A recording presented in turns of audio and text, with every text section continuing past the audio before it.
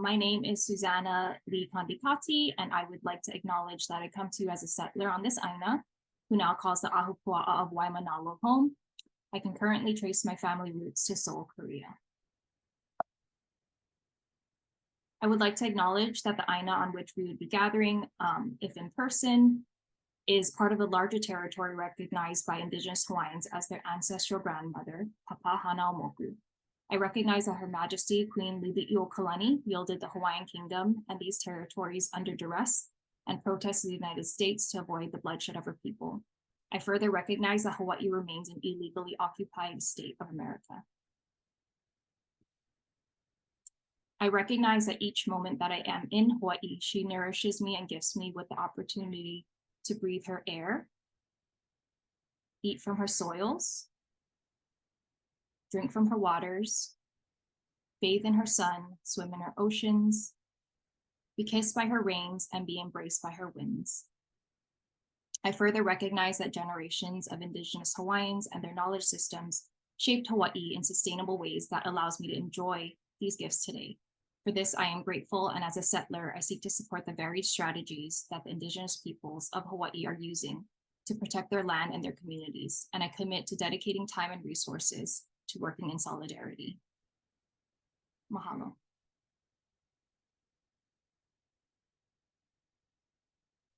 Okay, so thank you so much again for joining our event, Anti-Bias Education, Parenting Our Next Generation of Social Justice Advocates. My name is Susanna Kandikati, and I'm currently a student intern with the American Association of University Women, or AAUW, housed in the University of Hawaii at Mānoa's Office of Civic and Community Engagement. Our office is running this event in partnership with the Student Parents at Mānoa program, also known as SPAM, housed in the Mānoa's Women's Center, and the Office of Student Equity, Excellence, and Diversity, also known as SEED. One of our event partners are actually here with us, Angie Solomon. If you want to give your... Yes, good afternoon. Aloha, I'm Angie Solomon. I coordinate Student Parents at Mānoa program, and I'm delighted to join the conversation today. Thank you, Angie. So for today's event, we will have 3 components.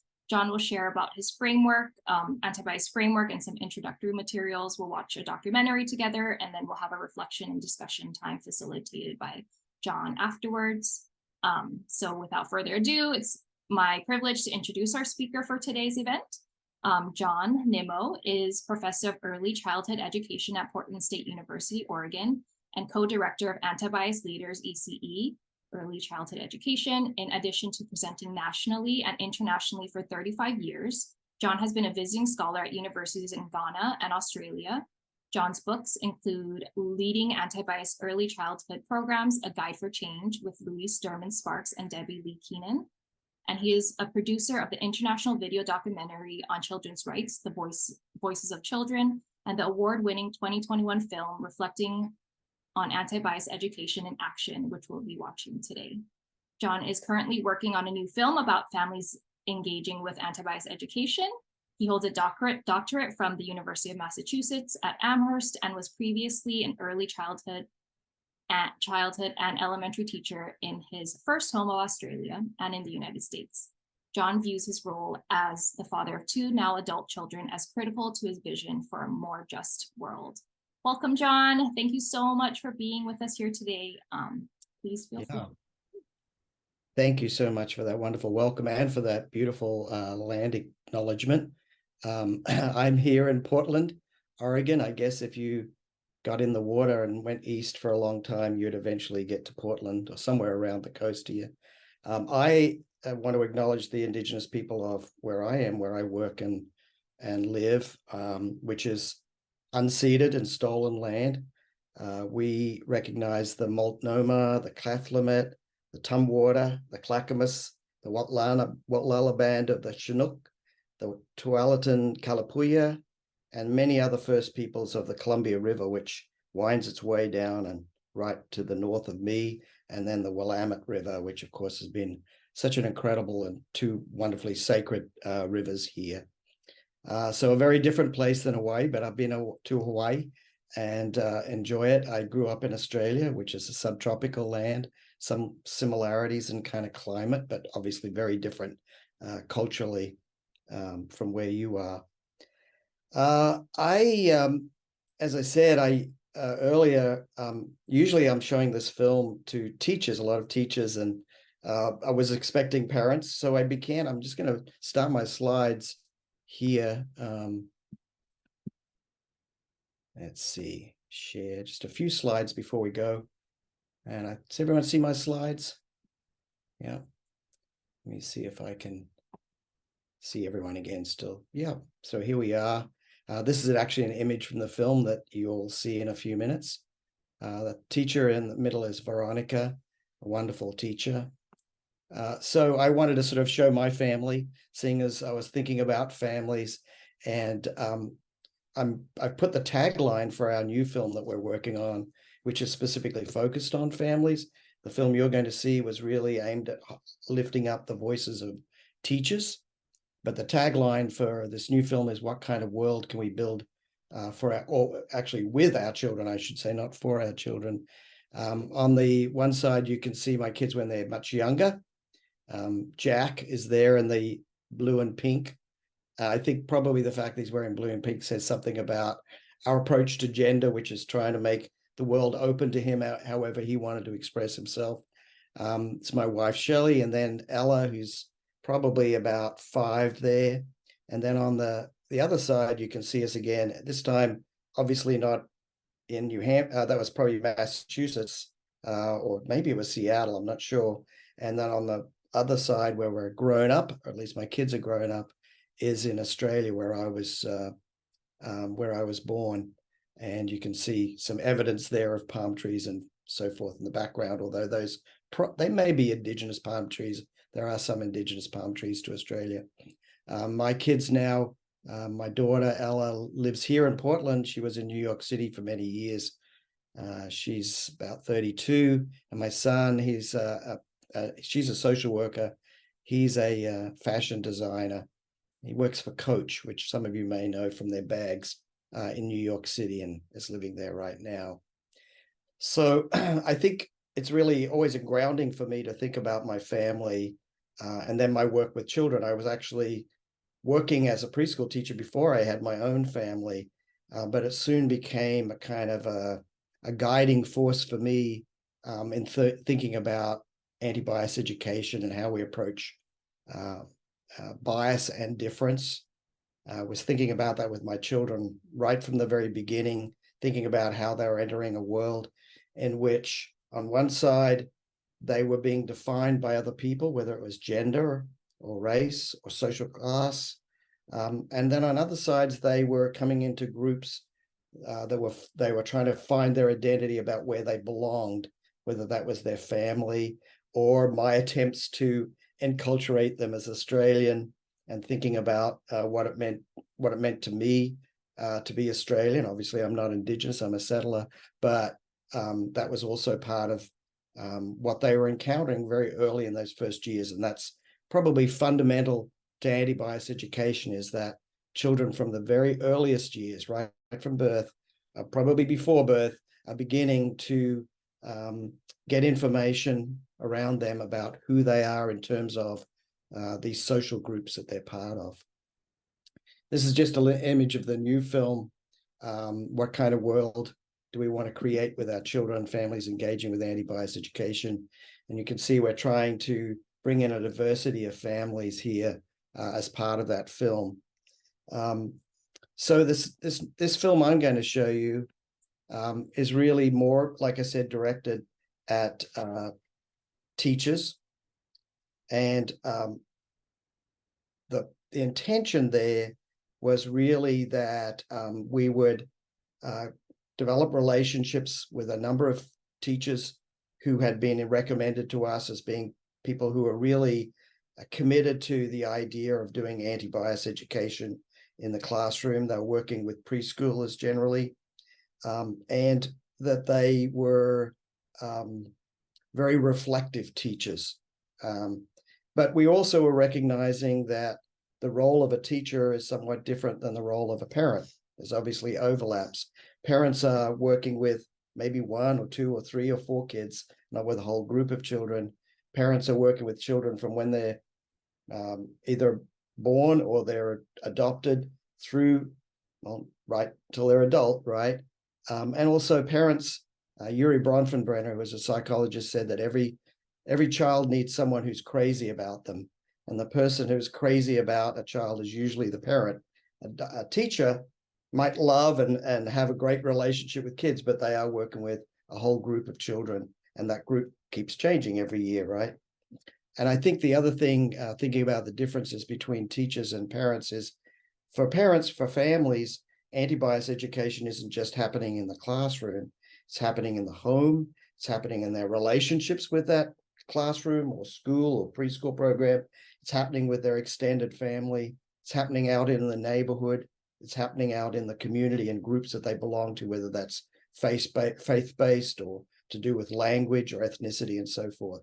So I'm sort of putting that proviso up there because I think in some ways this film is about a very focused place, which is what teachers are doing in the classroom. Whereas when you think about families, while they may not be in the classroom all the time, they are engaging with children around anti-bias education all the time for many, many, many years. So I want to, because anti-bias education is sort of fundamental to the film, I just want to quickly kind of introduce what that means to me. So first is it's not a set curriculum or a set of activities, although there might be some familiar activities and you'll see them in the film that people are doing, but really it's more a values-based approach to what happens in the education of children, what happens in everything. So it's about how do I work with the parents that I'm working with?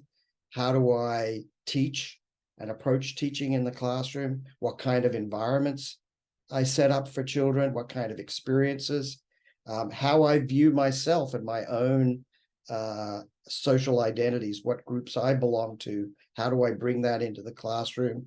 What do I know about or don't know about? So all of these things are important. So I think it's always important to think of this more of as an approach rather than just a set curriculum. The second thing, as I would say, is that this approach, because we are working with very young kids, we're talking about, birth through to about 6 years of age, recognizes that young children are actively making sense of who they are and the groups that they belong to and how they are viewed by others, and that includes biases. So we have, I said it's a values-based approach, but it's also research-based in that we have plenty of research now to tell us that young children are very early on beginning to see differences in skin color, beginning to recognize differences in social and economic class, certainly gender. So children and ability, they are taking in that information around them. So how do the adults, whether it's their parents or teachers, respond to these different differences? What kinds of experiences do they have with people like themselves or different from themselves? And also, they are beginning to figure out this idea of fairness, unfairness. In fact, we know developmentally young children have a very strong sense of what's fair and what's unfair. And they begin to see that fairness, unfairness is associated with social differences, like differences in language, differences in race, and so forth. So that's sort of a fundamental to an anti-bias approach. Obviously, you hear that name, anti-bias. But it also is an approach that creates values and creates a community that supports and seeks to include all dimensions of human difference. So while there's Louise Dermott Sparks, who came up with this name for this approach, includes the word anti. Sometimes people think, well, that sounds negative. No, it's about celebrating and recognizing the ways that we are also similar and also have a shared humanity. But the word anti is in there to sort of say, well, no matter what we do, children are in a society, particularly in the United States and in my home country of Australia, in which there are social biases, and that children are already trying to figure out what's that all about. So therefore, we have to have tools for dealing with that. And I think that's the last one which is it's an approach that takes an activist approach by providing children with the tools and language to identify and respond to bias or unfairness and to seek fairness. So that looks different for a 5-year-old than it does for a 15-year-old, right? Or from an adult. We're not saying that children are doing the same thing as adults, but it is an approach, and I think you'll see it in the film, in which kids are being encouraged to be able to notice things like stereotypes. Why would that be unfair, and what could I do about it? Or why is someone treating someone in a particular way? Or why is someone making this comment?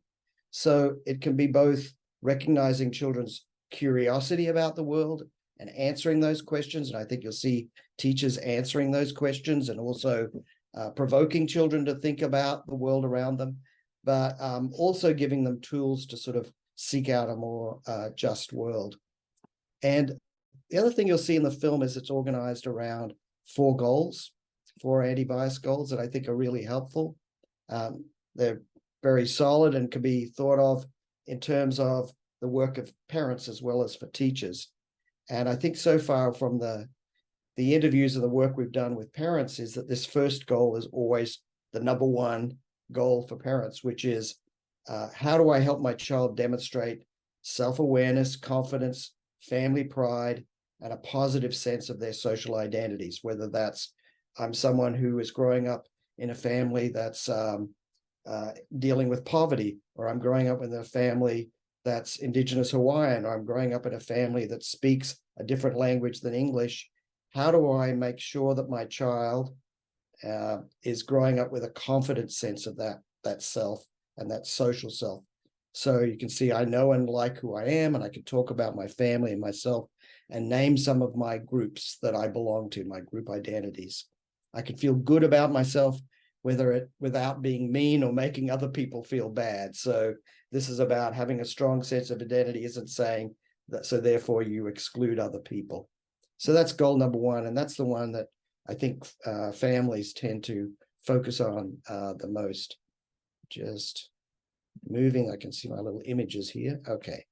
So goal number 2, we call diversity, which is the ability, expressing joy and comfort with human diversity, having accurate language for these differences. So to be able to say, George is an autistic person, having access to that language, or to be able to say someone is Indigenous Hawaiian, there's no problem with that, having access to that language and being able to use it, and having deep caring human connections. So this is sort of the connecting people, that we certainly value in early childhood education. And I think most parents, at least if they're pursuing social justice, would be looking for ways for their children to have positive experiences with people who look different from them. Unfortunately, we know there are many parents who don't do that they actually exclude their children from those experiences and bring their child up with feeling fear or having a lack of information about people who are different from them. So I think an anti-bias is much more proactive in saying, no, we need to make sure children have experiences. Hopefully that's direct experience and relationships, but it could be through books, could be through other experiences. And you'll see in the film examples of that. So I like being around people who are like me and different from me, and I can be friendly to anyone, and certainly not unfriendly because of their skin color, or unfriendly because they speak a different language than me. I can describe some ways that I'm similar to and different from people who share my identities. And I want to show, I want to know about other people and how their lives are similar and different. So I think this is one of the things about anti-bias education is celebrating the curiosity of children and answering children's questions, actually even seeking out and having experiences in the classroom where those questions are going to come out. So the last 2 goals are sort of that idea of talking about the tools. So recognizing unfairness and language to describe unfairness and understand that unfairness hurts. So this is sort of where you start to get the difference between, I want a non-biased classroom where children like who they are and feel comfortable with other people, to where saying this anti-bias approach. So saying you need these skills. I know what unfairness is, and I know what fairness looks like. I have words to describe unfairness, like the word stereotype, and 5-year-olds can use that word. It's not that difficult for them to understand the unfairness of a word like stereotype. And I'm sorry, I've got my screen is right in front of, there we go. I can ask questions about people and what they do. So I think this is, particularly if you think of a 5-year-old, they should have the freedom to respectfully be curious and to be able to find ways to ask questions. I still remember when my daughter was, I think, 2.5, I worked in an area of Seattle that still had evidence of redlining. In other words, where folks who are African American were only allowed to live in a certain area of the city, became a more traditional sort of area for the community for Black folks. I went to a restaurant there, and my daughter stood up. She was 2.5 and said, "Daddy, why are all the people here Black?" Right? So I could have responded to that in multiple different ways. And one of the typical ways, unfortunately, that happens is adults say shh or ignore it, or don't answer the question or get very embarrassed.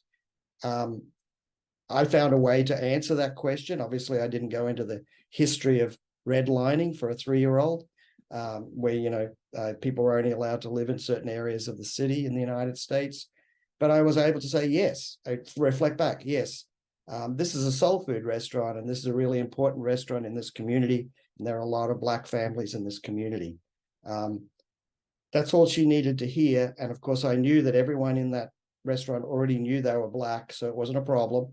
But I think this is part of a anti-bias approach, is giving children language to be able to ask questions and to get the information they need. And the last one is having skills, demonstrating empowerment, the skills to act with or others or alone against prejudice and discrimination. And you'll see an example of that in this film, but it could be a very small example of how a child sticks up for another child around bullying because of what they look like or how they speak. So this is about children being able to speak up for themselves when they see hurtful behavior, having strategies, whether that's talking to an adult or being able to name what's happening and being able to join with classmates. So I know a project that was done in a classroom where the children noticed that people who were using wheelchairs were having difficulty with the footpaths around where pedestrians went around their school because there were no cutouts where you go onto the road. And they actually got together with the help of the teacher, wrote the local council, and believe it, and amazingly, they actually came and put the found the budget and did the cutouts. Now, these things aren't always successful, just like for adults, we don't always get what we protest about, right? But I think it's about seeing children that they can, having children be able to see that they can do something about unfairness. So that's the 4 goals, and you'll see that organized in the film. And so next we're going to have a look at the film. How's our timing doing? Not too bad. Which is called Reflecting on Anti-Bias Education in Action, the Early Years. And we're a very sort of particularly exciting title for a film, but you want people to know what it's about. And we're very clear about wanting to have the word reflecting and action. So I think in this film, you will see teachers being very reflective, thinking about why they do what they do, what they might do differently. And these, I think, are incredibly intelligent teachers, and most early childhood teachers are, where they're reflecting on what they do in the classroom. So they're not just sitting around thinking all day, they're thinking about what will I do and how might I do it differently. And we tend to think about this film as a kind of a provocation. I'm just going to stop screen sharing for a minute. So one of the things we thought about with this film was that it should be a provocation for discussion, which I hope we can have a little bit of after you watch the film. So we're not saying, I think it's compared with most professional development films that are made for teachers, it's not very top down. I'm not in the film. There's no experts in the film. The experts are the teachers and the children. And it's kind of posing questions to you all who are watching it to think about. And obviously it's not set in Hawaii. So you have to look at and say, well, what would that look like in my cultural context? What would that look like with my children? What would that look like with my families and my teachers? So a provocation to sort of think about, well, what do I, how do I see this applying to what I'm doing as a teacher? What you'll see, in addition to teachers being very reflective, is that they are very articulate and thoughtful about their own social identities, who they are in the world, and how that impacts what they do as teachers. I believe that it's not really possible to be a neutral teacher, just like it's not possible to be a neutral parent. We're in human relationships with people. We bring ourselves into the classroom in positive ways.